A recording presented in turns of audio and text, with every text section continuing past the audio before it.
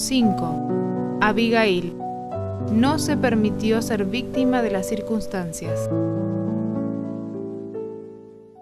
En la lección de esta semana se entrelazan tres personajes: Abigail, Nabal y David. Cada uno de ellos con vivencias diferentes, que en el momento de resolver una situación difícil, estas características distintivas marcarían la resolución del conflicto. También destaca la lección la importancia de escuchar, actuar, hablar y lo que no se debe hacer en los momentos correctos.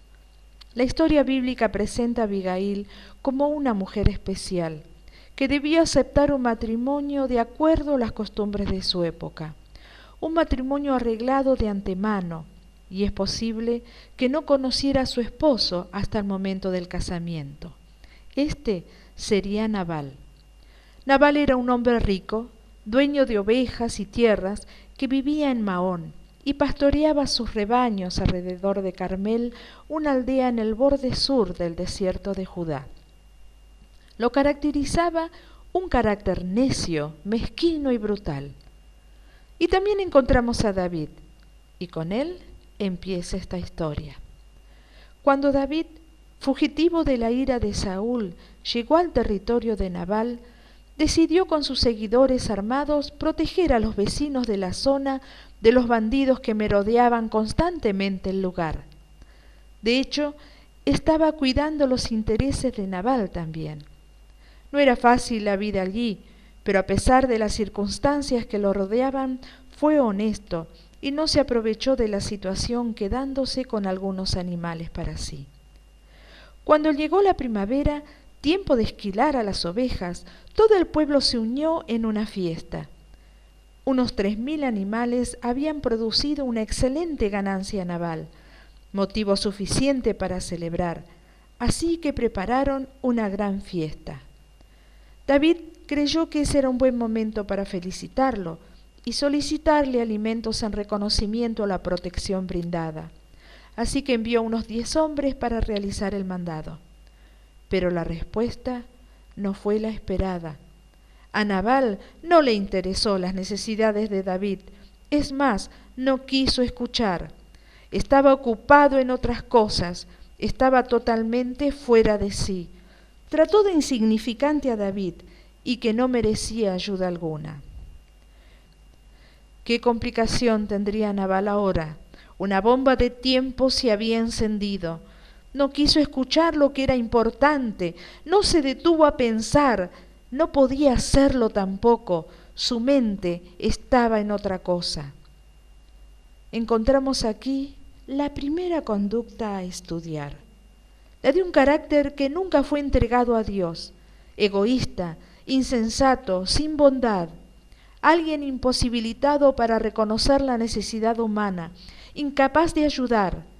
No reconoció al hombre que mientras sus pastores cuidaban del rebaño y sus familias realizaban sus quehaceres cotidianos, David y sus hombres los estaban cuidando de ser víctimas de los tan temidos vándalos que merodeaban la zona. Nunca habrían cobrado nada a cambio, y cuando ellos solicitan simplemente algo para comer, son rechazados. La contestación que Nabal envió a David delataba su carácter. ¿Quién es David?, dijo, ¿y quién es el hijo de Isaí? Sus palabras lo estaban condenando, estaba negando lo que ellos merecían, una ayuda. Así respondemos nosotros cuando Dios no mora en nuestras vidas. No vemos al necesitado, pasamos de largo como en la parábola del buen samaritano. Miramos de costado la miseria humana sin comprometernos a darle de lo mucho que Dios nos ha brindado. Qué triste situación. ¿Dónde está el cristianismo práctico? Cuando los hombres regresan y le cuentan lo sucedido a David, la hermana Juárez relata que éste se llena de indignación y ordena inmediatamente que se preparen para un combate. Estaba decidido a castigar al hombre y destruir a la familia entera, que le había negado su derecho y habría agregado insultos al daño. Ahora encontramos una segunda conducta. David, quien sí caminaba con Dios, pero en el momento de la prueba antepuso sus sentimientos, no pudo dar una respuesta apropiada y salió a vengarse del insulto. No se detuvo a escuchar la voz de Dios, creyó que tenía todo el derecho del mundo a resolver lo que planeaba. Sin pensar, sin meditar y peor, sin consultar a Dios, declaró una actitud de soberbia contra su enemigo. Así sucede con nosotros. Infinidad de situaciones forman un muro y evitan que nos acerquemos al trono de la gracia. Libramos con nuestras pobres almas una batalla imposible de ganar y que solo nos dejarán el alma vacía y llena de remordimientos. David sabía que era un escogido de Dios, pero aún así se creyó capaz de resolver el problema sin consultarle. ¿Cuánto tenía que aprender para ser el próximo rey? La actitud impulsiva lo llevó a cometer graves pecados. Ahora entra en escena Abigail. Sus siervos saben que era imposible razonar con Nabal, un hombre perverso que no escucharía a nadie. Por eso hablaron con Abigail, y ella sí escuchó. Reconoció que nada estaba bien y decidió actuar. Aquí tenemos la tercera conducta, y en ella vamos a detenernos. Abigail era una mujer que respondió a las características de una vida cristiana consagrada, abnegada con un sentimiento de amor desinteresado que la llevó a actuar para salvar a su familia. Esta parte de la historia está llena de movimiento y acción. Por un lado, David, que se arma para el combate, y Abigail, que sin consultar a su esposo se prepara para ofrendar y calmar los sentimientos irritados y suplicar a favor de Nabal.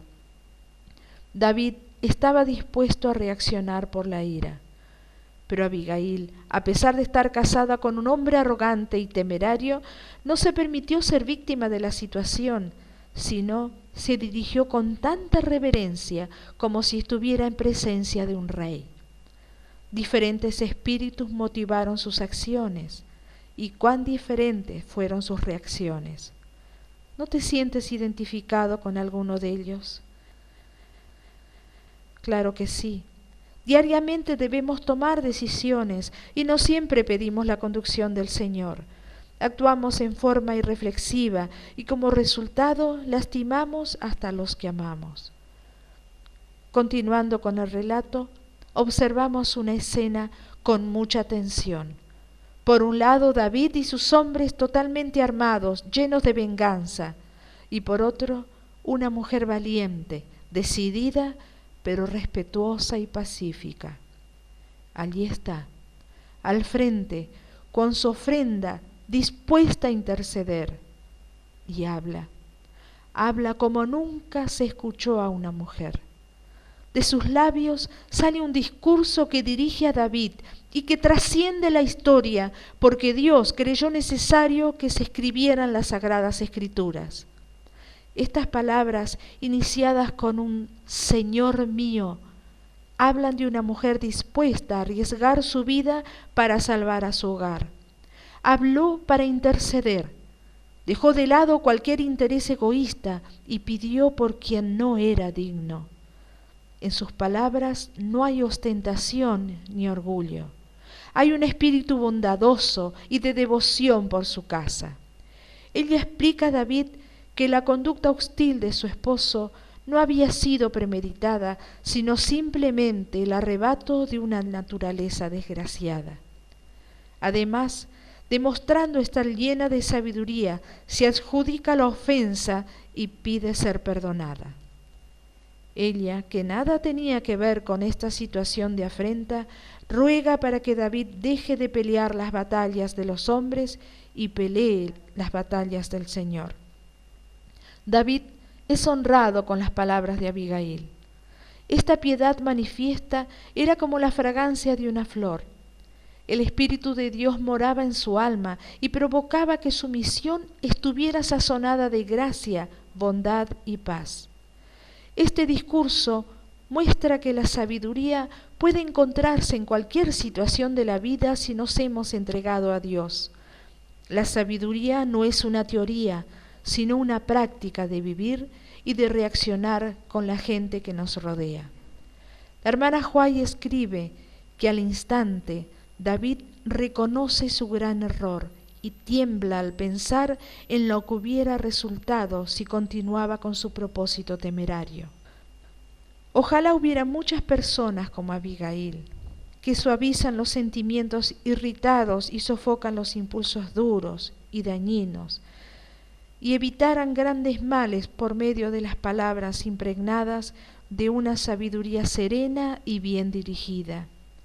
Una vida cristiana consagrada se caracteriza por la pureza, el tino, la sencillez y el deseo de servir a los semejantes. Abigail era sabia para aconsejar y reprender. La ira de David se disipó bajo el poder de su influencia y razonamiento. Quedó convencido que había tomado un mal camino y había perdido el dominio de su propio espíritu. Con un corazón humilde recibió la reprensión. Aprendamos humildemente a recibir la amonestación a tiempo y seamos agradecidos por ello, ya que nos han evitado transitar por el mal camino.